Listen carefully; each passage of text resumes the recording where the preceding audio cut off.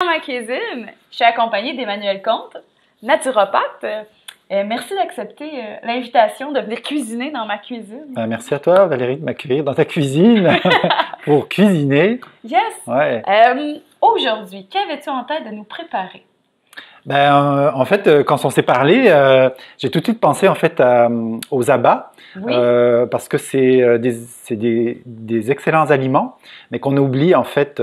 Et je proposais en fait une recette de foie de volaille très simple qu'on va faire revenir avec des oignons et puis qu'on va déglacer avec du vinaigre balsamique. Puis pourquoi on ajouterait des abats dans notre alimentation? Alors les abats, moi j'en parle souvent en fait dans mes consultations comme super aliment, mais vraiment c'est un aliment qui est beaucoup très nutritif. Ouais. Ok, donc dans le foie, on va avoir beaucoup de vitamines. On va aller chercher notamment la vitamine B12, de la choline. On va avoir le zinc également. Ouais. Donc il y a beaucoup de fer. Ouais. Donc quand on veut en fait plutôt que se tourner vers un supplément, on peut très facilement en fait combler des carences dans l'alimentation en mangeant du foie, mais ça n'a pas besoin, on n'a pas besoin d'en manger tous les jours, 3 fois par jour. On peut en manger quelques fois par semaine, là, 2 ou 3 fois par semaine. Et puis c'est aussi versatile. Là en fait, ces foies de volaille là, on peut les servir comme ça avec un plat de légumes. Oui. C'est très bon aussi sur une salade, comme le soir, salade repas par exemple. Ça fait un très bon souper. Voilà. Et puis sinon, si on a un peu plus de temps, on peut le préparer comme un pâté de foie. Ouais. Donc avec des épices et tout ça. Puis, oui, ça se fait bien, un pâté de foie aussi. Souvent, les personnes qui n'ont jamais goûté au foie, c'est la manière qu'ils sont capables d'intégrer dans leur alimentation au début. Là, aujourd'hui, on va le présenter dans le fond, tout simplement revenu dans la poêle. Revenu à la poêle avec de l'oignon. Avec du rosemary. Voilà. De saveur. Oui, on va aussi ajouter pour la finition une persillade, en fait, toute simple. Donc persil et puis de l'ail. Donc qu'on va hacher et puis qu'on va mélanger. Puis à la fin de la cuisson, ça va donner une petite touche de couleur aussi. Puis ça va apporter aussi des nutriments, hein, le persil, de la vitamine C, dans l'ail, les antioxydants également, on a beaucoup de très bien, voilà. Tout à fait. Donc ça fait un plat en fait facile, qui est relativement peu coûteux. Hein. Les abats comme le foie de volaille sont quand même moins chers que la viande, le steak. Tout à fait. Puis économiser les coûts, voilà. Puis être efficace, puis nutritif en même temps. Oui. Fait que dans le fond, on part la poêle, j'imagine. Oui. Donc, je vais commencer à moyen. Oui, en fait, tout doucement, parce que là, je vais un petit peu couper les foies en lanières. Oui. On vous revient. J'ai dû changer de poêle parce qu'elle n'était pas à induction, elle était capricieuse. Alors, tu disais. Oui, en fait, le foie, on peut le couper en petits morceaux. Parce qu'on voit bien. Ou en lanières, en fait, tout simplement. Donc. Il y en a qui pourraient laisser en gros morceaux. Oui, moi souvent je le laisse en gros morceaux. Tu coupes pour nous. Là. En fait, pour que c'est ça. Que ça soit plus agréable. Oui. Ouais. Parce que des fois, quand on a dans l'assiette, c'est ça le foie, là, on se dit, oh, ok, il y a comme un petit peu un. Mais là, c'est. On a choisi aussi le bio. Oui. On a pris du foie. C'est quand même important de choisir des abats quand même de qualité qui viennent d'animaux bien élevés. Surtout en lien avec le foie. Hein? Voilà. Quand on sait que les toxines s'en vont au foie, n'est-ce pas? Puis là, on parle de tous les antibiotiques que l'animal pourrait recevoir ou les hormones aussi qui sont injectées ou l'alimentation qu'il peut avoir via les pesticides, les herbicides, les fongicides, je ne vais pas tous les nommer, mais bon, bref. Tout ça qui peut se retrouver au foie. Fait qu'effectivement, je veux rappeler juste l'importance de la qualité. C'est quasiment mieux de ne pas en manger que, en tout cas, bref, mieux de la qualité, s'il vous plaît, le plus possible. Le plus possible. Il y a des techniques aussi, des fois, de choisir, tu sais, comme, je sais pas pour toi, est-ce que tu as des trucs pour choisir, comme, acheter tes aliments bio pour que ça revienne un peu moins cher? Parce qu'effectivement, c'est un peu plus dispendieux. C'est sûr que en saison d'hiver, c'est compliqué d'avoir du bio parce que il y a quelques serres qui qui font pousser des légumes bio. Moi, souvent, des fois, je me dis plutôt que de ne pas manger de légumes, on peut acheter des légumes congelés. Oui. Il y a quand même un assez bon choix de légumes congelés, souvent qui sont bio. On peut trouver brocoli, on peut trouver haricots verts, on peut trouver des mélanges de légumes, des choux de Bruxelles. Donc, des fois, le congelé, ça peut dépanner.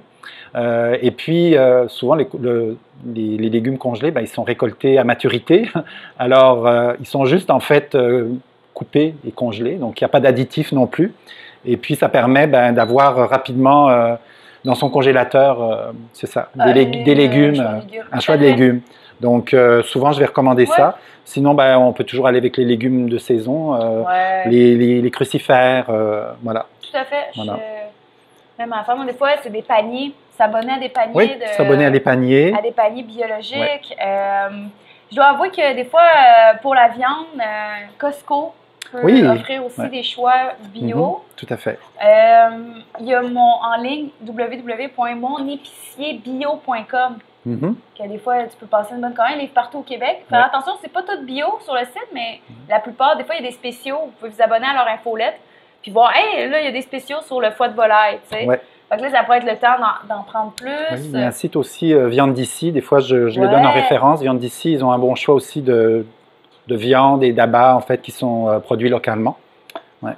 Donc, oui, il y a moyen quand même de trouver hors saison là, des choix quand même intéressants. Puis, on a les lactofermentations aussi qu'on peut utiliser.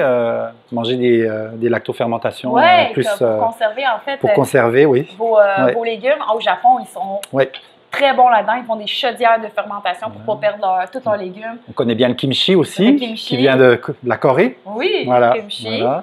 Il y a la choucroute, bien entendu. Ça, c'est plus européen. Oui. Voilà. Alors, est-ce que je mets un corps gras tout de suite? Oui, tu peux y aller. Moi, on a dit qu'on faisait un mix de corps gras. On va mettre un petit peu de ghee, de beurre clarifié. Et puis, on va mettre un petit peu d'huile d'avocat. Voilà. Dans le fond de mon bol, il faut que je le frotte. Excuse. Et voilà. Ça. Et oui, c'est des animaux à la ferme des voltigeurs. Là, c'est des animaux quand même qui sont... c'est ça, c'est un élevage biologique. Oui. OK. Et donc, ils sont nourris... Ils sont nourris de... partiellement de grains, je crois, mais pas toute l'année, en fait. OK, donc... Yes. Fait que tout ça fond assez bien. Voilà. Oui. J'approche le chaudron? Je vais le prendre. Non, je vais le transférer, c'est bon. Parfait. Ça. Voilà. Alors, ça fait un peu boucherie, mais... Tiens. Voilà. Puis, c'est bon, ma poêle était quand même assez chaude, là, parce qu'on a parlé. Mais assurez-vous que ça soit déjà un peu chaud avant de partir de mettre votre viande. Ne pas mettre la viande sans avoir fait réchauffer un peu. Oui, il faut que pour saisir, on veut saisir. Ouais, c'est ça. C'est le bon terme culinaire. Voilà. J'aime ça. Je peux brasser un peu? Oui, tout doucement, oui. Voilà. Oui, parce que tu disais, ça a tendance à faire plein de parcelles de gras. Oui, quand c'est... Mais là, c'est quand même des foies de... C'est des beaux foies. C'est vrai. Non, des fois, on voit des foies de volaille. Quand c'est des foies de volaille d'élevage conventionnel, souvent, ils sont plus pâles aussi. Donc, ça veut dire que peut-être le poulet peut-être a commencé à avoir un petit peu de stéatose hépatique là, ou de foie gras, parce qu'ils mangent... J'imagine qu'on leur donne beaucoup de grains. Oui, beaucoup de grains, donc, ça va directement au foie. Alors, ils sont beaucoup plus... Ceux-là, ils sont beaucoup plus foncés. Mais dans les élevages conventionnels, ça m'est déjà arrivé de comparer. Là, c'est vraiment beaucoup plus clair la couleur du foie. Donc, imaginez ce que ça fait aussi chez nous. Peut-être que le sucre vous donne le foie gras, hein, monsieur, madame, tout le monde. Posez-vous les questions. Gras, trop de fructose, le fructose directement au foie. Le foie gras de canard ou le foie gras, par exemple, ils sont gavés, là, et puis c'est gavé avec du maïs, enfin en général, là, si je me souviens bien. Donc c'est des grains, donc c'est sûr que c'est indigeste pour l'animal. Donc il développe un foie gras, tout simplement. Voilà. C'est connu déjà. C'est ça. Chez les animaux. Mais même phénomène, oui. De plus en plus, hein, parce qu'on a la maladie du foie gras là, ou la stéatose hépatique, ça touche de plus en plus de gens. Hein. Ben oui, en fait, même chez, autant chez les diabétiques, où on va parler. Donc il y a une question à avoir aussi avec le sucre. Souvent, on va dire au monde, couper le gras. Mais le sucre aussi, ça va au foie. Puis en trop grande quantité, ça remplit vos réserves. Quand on a rempli les réserves, ben, ça va au foie se transformer en gras. Hein? Voilà. Fait que juste d'être allumé comme ça, là, côté foie. Oui. Là, je me suis attaqué à l'oignon que je vais... C'est ça. Pas besoin de faire des belles lamelles. On peut juste vraiment le couper assez finement quand même. Voilà. Tu disais aussi être habitué déjà à la base de manger des abats. Oui, ben c'est sûr que j'ai déjà mangé. Ouais. J'ai déjà mangé de la cervelle. Oui, cervelle. Voilà. Du cœur. Ah, ouais, cœur. Des poumons aussi. Des rognons. Des rognons, oui. C'était bon? Oui, il y a des façons de préparer où c'est très... voilà. Et on mange aussi les tripes. Donc ça, c'est les intestins, en fait. Voilà. Il y a une façon d'apprêter aussi ça qui est très bon. Je sais qu'il n'y a pas juste en France. Il y a plusieurs endroits, là, on va manger la panse de l'animal ou les intestins de l'animal. Oh, donc, il faut les vider avant. Voilà. Au Japon, ce qui était vraiment le fun, c'était une compétition, mondiale de Kyokushin, karaté Kyokushin. Puis, tu sais, nous, quand on a des compétitions, c'est « Hey, il y a le stand hot dog là-bas, vous pouvez aller chercher des hot dogs ou des sandwichs. » Eux, c'était des stands de sauter. Ah oui. Fait que ça avait des sautés, des genres de brochettes. Puis là, on partait avec une brochette de poulet, genre. Puis on partait ça avec nos mains, puis on partait avec notre brochette de poulet, puis on mangeait ça comme ça. Mais là, il y en avait 3 choix. Il y avait 4 choix. Puis là, il dit... Puis je dis... Maintenant, je l'arrête, le monsieur, je fais, OK, ça, c'est du porc, ben, en anglais, là, mais porc, bœuf, poulet. C'est quoi le 4e? Il me fait comme tongue. Oui, la langue aussi, j'ai oublié. Simon, mon conjoint, il était déjà en train de manger, puis comme, hey, c'est différent. Effectivement, c'était de la langue de poulet. Fait qu'une brochette de langue de poulet. Ah oui? C'est des petites... Ben, ils ont coupé sûrement, puis ils ont fait une brochette avec. Mais... C'est un des abats aussi que j'ai mangé de la langue de bœuf, là. Ah oui, langue de bœuf ou langue de... Alors, ne rien jeter, hein? Oui. Ben, les abats, c'est parce que... Avant, c'est ça, on avait un animal, on l'abattait, puis on essayait de rentabiliser tout ce qu'il y avait. Voilà, donc... alors là... Francis, l'acupuncteur, il me disait aussi que quand l'animal chasse un autre animal, là, la première chose qu'il va manger, c'est les abats. C'est les abats, oui, parce que c'est plus nutritif. Il y a beaucoup d'éléments nutritifs dans les abats, oui, tout à fait. Ouais. Ben, dans la cervelle, par exemple, c'est beaucoup de phospholipides, en fait. Hein? Alors, les phospholipides là qu'on a besoin, justement, il doit y avoir beaucoup de DHA. L'acide DHA, là. Oui, qu'on a dans les huiles de poisson. Les huiles de poisson. On prend des suppléments, mais si on allait les chercher carrément dans des abats. Voilà, c'est ça. Tu parlais aussi, tu veux pas, c'est les abats, c'est là qu'il y a les glandes aussi, tu sais, les glandes surrénales ou autres. Alors, les rognons, en fait, c'est les reins donc, de l'animal, tout à fait. J'imagine que tu vas chercher aussi des propriétés qui peuvent aider pour, tu sais. Oui, tout à fait. C'est très nutritif. Hein? C'est très nutritif. Il y a, en fait, souvent dans les abats, on dit qu'il y a beaucoup de purines, donc, qui sont, en fait, des bases protéiques, là. Donc, chez les gens, par exemple, qui souffrent de gouttes, on fait attention aux abats parce que ça peut... voilà, donc il faut... voilà. Alors, les abats, oui, c'est... Monter le feu un peu, peut-être? Je trouve que c'est une bonne façon, en fait, d'avoir ça par l'alimentation, sans avoir à prendre des suppléments.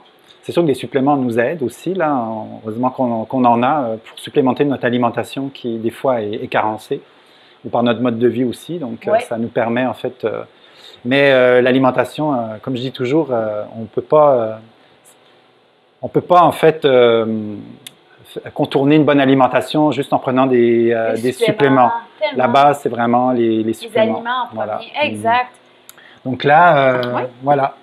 Je peux même peut-être augmenter un tout petit peu.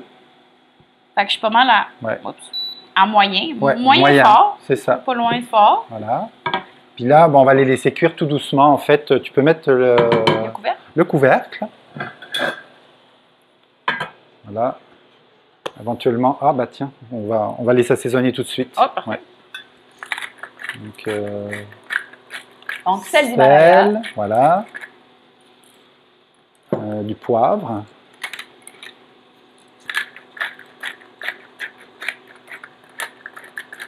Et voilà.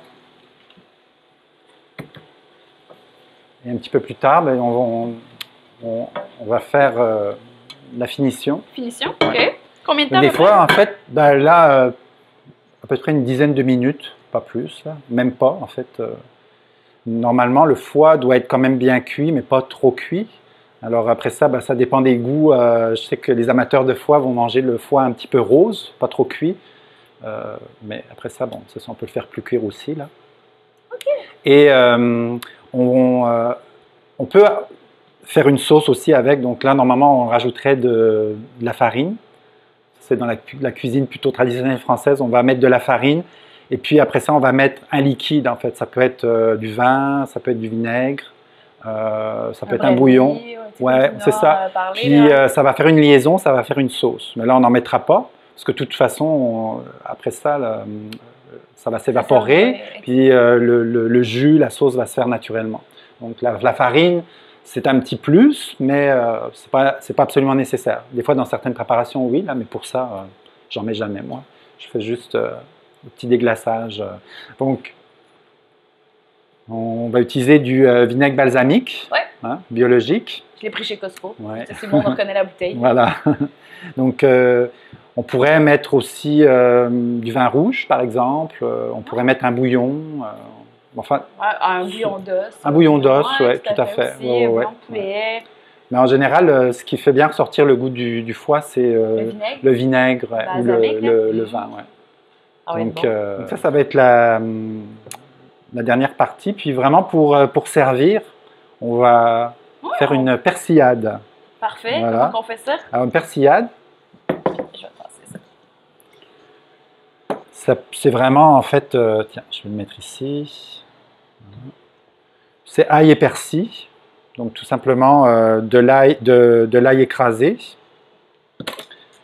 Vous pouvez le faire à la main ou avoir un écrase-ail, toi, qui va pas super bien. D'accord. Alors, je vais l'essayer. Je vais peut-être se plaindre de mes affaires là, dans un instant. On va voir. Tiens, je vais le mettre... Ah, tu... Ah, ben voilà. Je confirme, il va pas super bien. Ouais, c'est pas un Ricardo, là, c'est pour ça. Là. Ben, petite idée de cadeau. Ouais, hein? Ben, moi, souvent, j'étais habituée d'y aller à la main. Là. Je prends mon couteau. Ouais. Puis, alors, c'est ça. Tu voudrais-tu que je te lave lui? Non, non, ça va bien. Okay. C'est bien. Voilà. Ouais, la technique est très importante. Hein?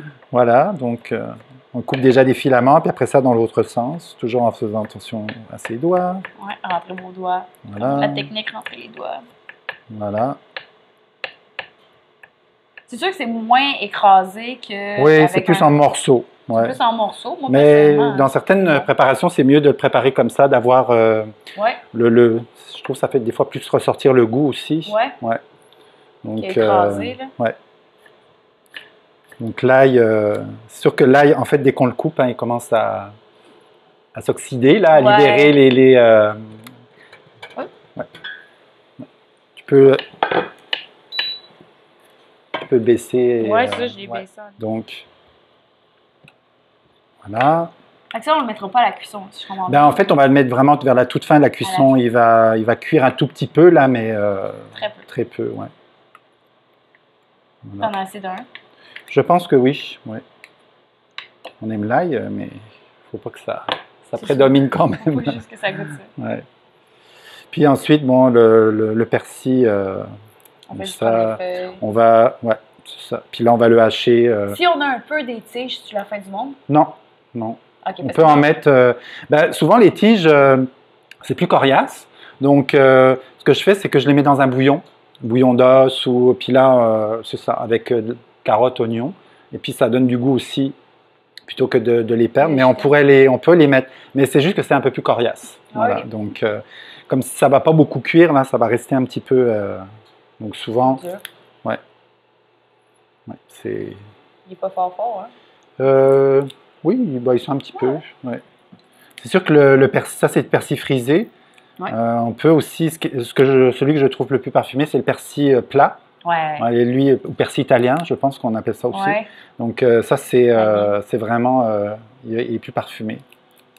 Encore une petite technique, hein, on peut donc... On ramasse tout. On ramasse tout. Puis pareil, c'est vraiment la même technique, donc...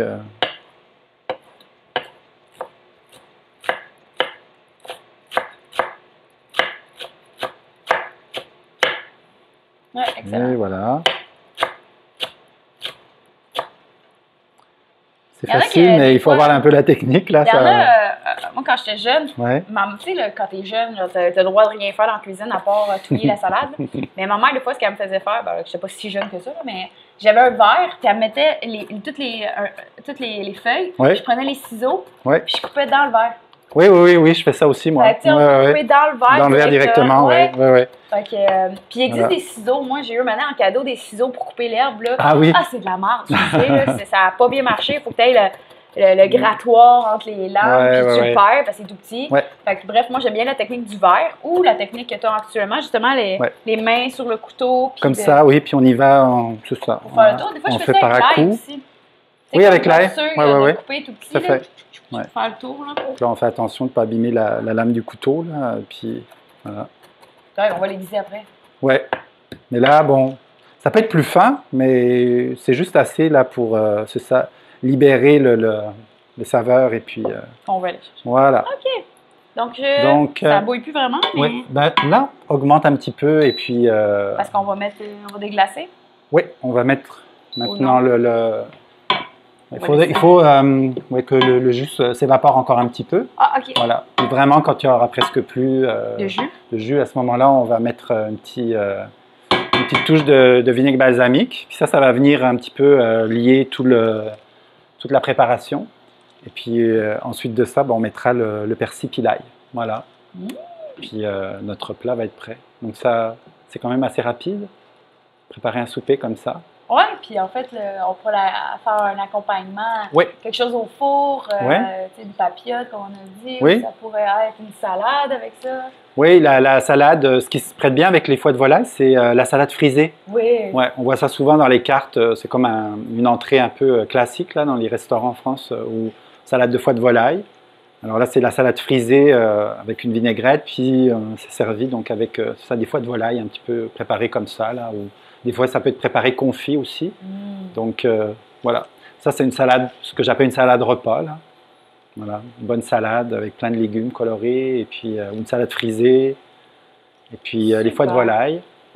Donc là, on voit que ça s'évapore. Ça s'évapore. Il y a aussi une recette, ça c'est une spécialité de Lyon. Ça s'appelle un gâteau de foie de volaille, en fait. Donc, on utilise des foies de volaille qui étaient donc des abats quand on abattait les volailles, parce que on est dans une région où il y a des élevages de volailles. Et donc, c'est une façon en fait d'utiliser les abats. Donc, c'est ça, c'est comme une mousse en fait. C'est cuit, on mélange donc les foies de volaille avec différents ingrédients, mais là, je pense qu'il y a de la crème et puis il y a des assaisonnements, il y a de l'ail, de l'oignon. Puis on fait cuire au four et c'est servi en fait avec une sauce tomate. Voilà. C'est une bonne façon de manger les foies. C'est comme un pâté, mais un pâté chaud, en fait. Un pâté de foie, mais chaud. Voilà. Ah, mais on sous-estime. Oui, les abats, c'est ça. C'est une mine de nutriments. On va chez quelqu'un puis on dit à soir, on mange quoi? Du foie de volaille, ou des rognons. On mange de la cervelle ce soir. Ça fait partie quand même. Ça commence à être un petit peu plus populaire ici, je crois, qu'on trouve sur la carte des restaurants des rognons ou le foie aussi, le foie de bœuf, là, ou comme tu mentionnais aussi le foie de bison, qui apparemment est très bon. J'ai jamais goûté. Non? C'est quelque chose de. Congelé, t'aurais donné quelque chose. Alors, c'est. Donc là, on voit que c'est pas mal bien évaporé là. Donc. Fait qu'on a mis notre foie, on avait mis préalablement le gras, puis on a fait vraiment tout le jus s'évaporer. Oui, c'est ça, voilà. Je sais que vous ne voyez pas, mais on y va à l'œil. Oui, là, en fait, l'équivalent probablement d'une... un quart de tasse. Un peu moins. Une bonne grosse cuillerée à soupe, là. Une cuillerée, peut-être deux. Ouais. Ah, tu fais 30 millilitres. 30 millilitres. Ça sent bon. Et là, tu peux lever le feu? Non. Laisse-le, parce qu'on ne veut pas perdre quand même le vinaigre. L'acidité va se... Faut pas brasser. On peut mettre notre ail? Voilà. Ça va être bon. Et voilà. On met notre persil? On met tout le persil. Wow! Et voilà. Donc ça, là, tu peux mettre un petit coup de cuillère. Un petit quoi? Un petit coup de... Oui, juste pour mêler le tout. Puis, normalement, c'est prêt. Tu arrêtes la cuisson. Voilà. Puis pour être sûr qu'il arrête, on pourrait le mettre sur la plaque. Oui, tout à fait. Peut-être que... Est-ce que je peux... pour vous présenter. Et voilà, le beau travail ici. Regardez, on voit tout le vert pour le persil. On voit l'ail. Fait que ça, c'est notre foie de volaille qui a pris une belle couleur brune. Si on voulait aussi, on mentionnait qu'on pourrait, juste pour... on pourrait aussi passer un bras mélangeur pour le rendre en pâté aussi. Oui, ça peut être aussi une excellente façon de le manger. Peut-être ça passe mieux. Voilà. Donc on fait comme un pâté de foie. Et puis à ce moment-là, ça peut être servi sur des craquelins. Ça peut être des légumes, tremper des légumes. Ouais, avec des légumes. Oui, ça peut être ça. Et puis ça passe très bien aussi en apéritif par exemple avec des légumes. Ouais, tout à fait. Super! Donc, alors, pensez au foie de volaille. Pensez au foie de volaille puis l'importance que ça peut avoir sur votre santé. Oui. Comment que c'est moins dispendieux que d'un steak ou les autres parties du bœuf. Et nutritionnellement, beaucoup plus riche. Exact. Ouais. Fait que beaucoup de bénéfices à aller chercher. Merci Emmanuel d'avoir pensé aux abats aujourd'hui pour présenter... au monde. Fait que merci d'être là aujourd'hui. Avec plaisir, Valérie.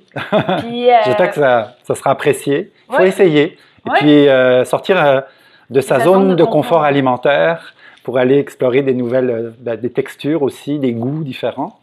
Puis l'essayer, c'est l'adopter. Je vous dis tout de suite, là, une fois que vous avez essayé, c'est que finalement, c'était facile à faire. C'est bon. Vous ne pouvez pas vous tromper. Bref. Fait que si vous avez peur, si vous avez des questions, des commentaires, écrivez-nous, ça va nous faire plaisir. Justement, ou si le monde a des questions, peut-être plus en particulier aujourd'hui. Ils peuvent me trouver donc sur ma page Facebook, Naturogenix avec un X, et également mon site internet naturogenix.ca. Super! Fait que, je vais vous mettre ça dans la description. Surtout, vous pouvez rester à l'écoute de ma chaîne YouTube pour être sûr de rien manquer côté émission ou autres aspects culinaires ou entrevues avec mes invités. Vous pouvez aussi me trouver sur Facebook où je fais des lives, j'informe sur les nouvelles en nutrition. Et par la suite sur Instagram, plus sur le mode de vie, des choses que vous pouvez ajouter à votre quotidien. Super, merci.